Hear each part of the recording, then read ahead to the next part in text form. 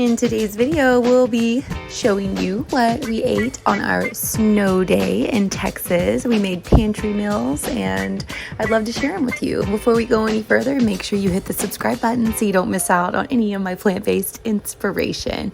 So we started our snow day home from work, from babysitter, all of that, with a nutrient-rich smoothie for Berkeley.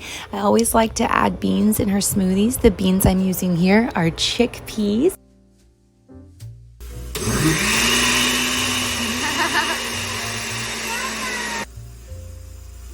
Is it good? You try some more? Try one more.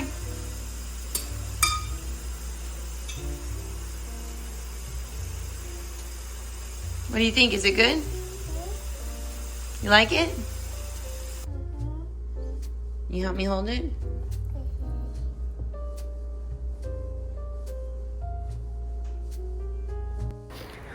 Berkeley has been really involved in making smoothies with me lately, and I've always heard that it's good to involve your kids in the food making process. So she has been included in making those smoothies with me lately, and she really enjoys it. Here is my coffee replacement that I am drinking today. I've been enjoying some yummy cacao and mushroom mix. I will link it below, and I've got a little bit of matcha in here. That was the recipe if you want to rewind and do a screenshot.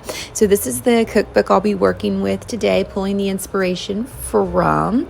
I'll share with you in just a bit where I got this cookbook from. I got it for completely free.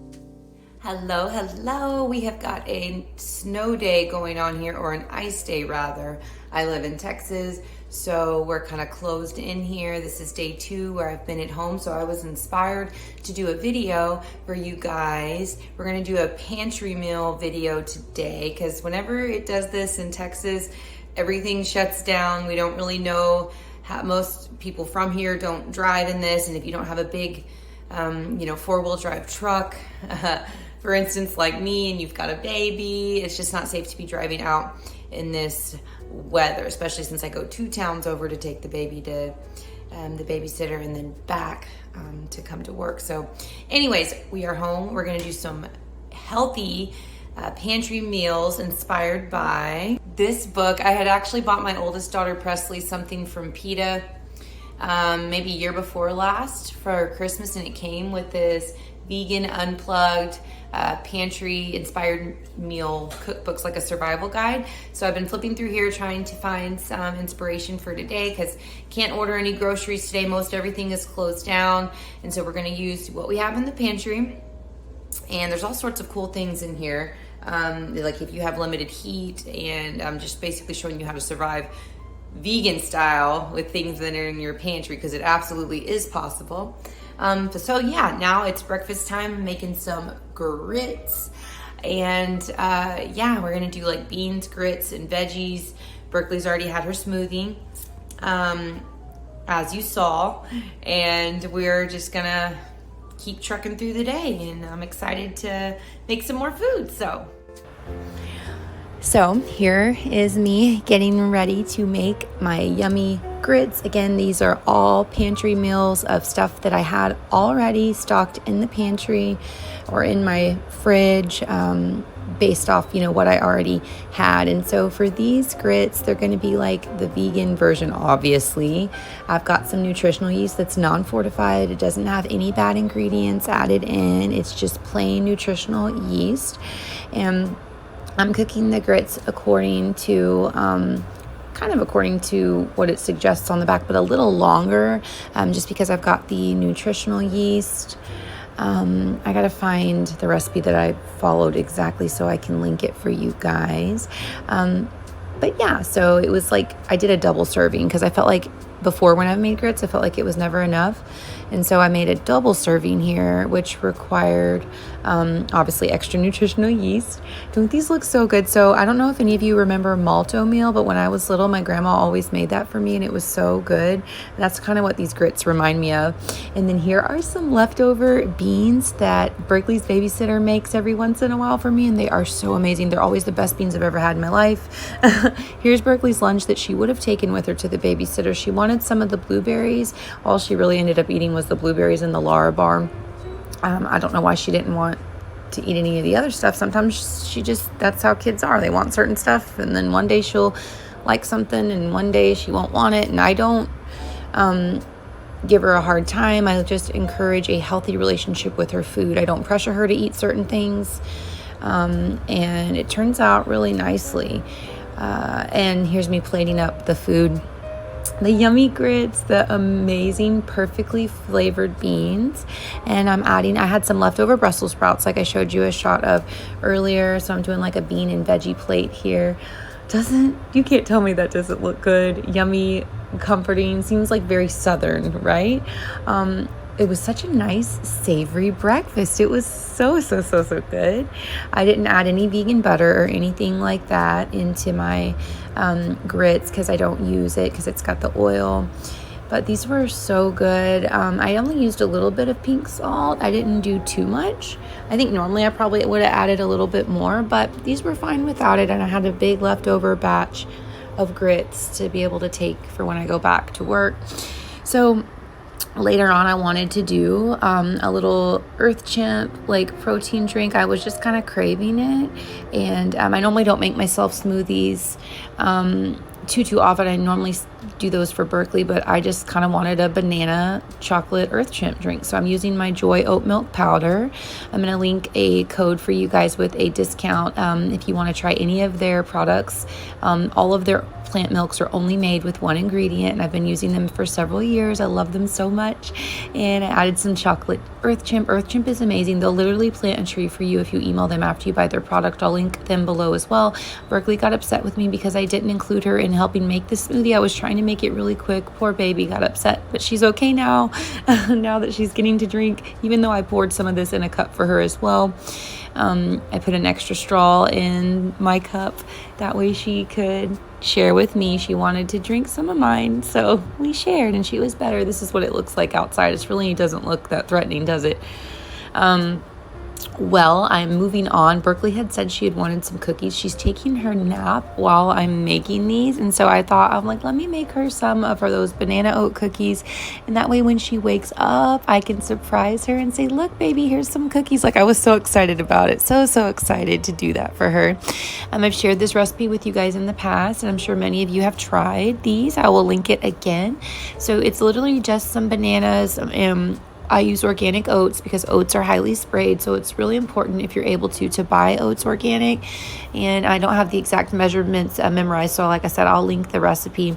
And I'm adding some coconut sugar because these bananas at the time weren't too ripe, and this is a recipe that you want to use ripe bananas.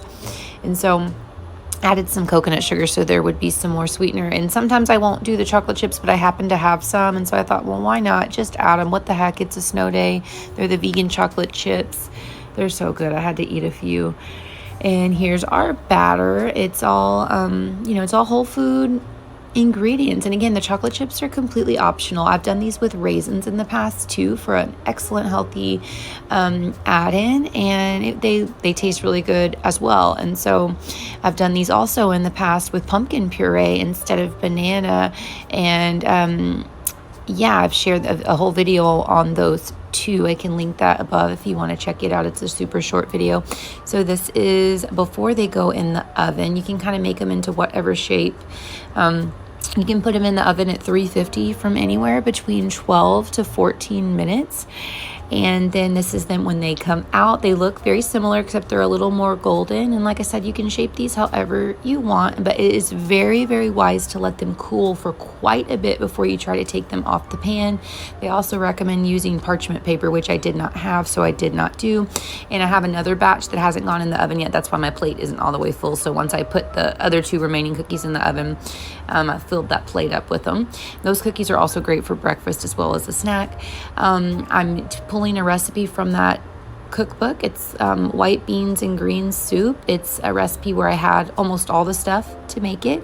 The white beans of choice are going to be chickpeas because I didn't have any cannellini beans, believe it or not. I normally always do, but I had a ton of chickpeas, so I just rinsed those off. And it also called for dehydrated onions.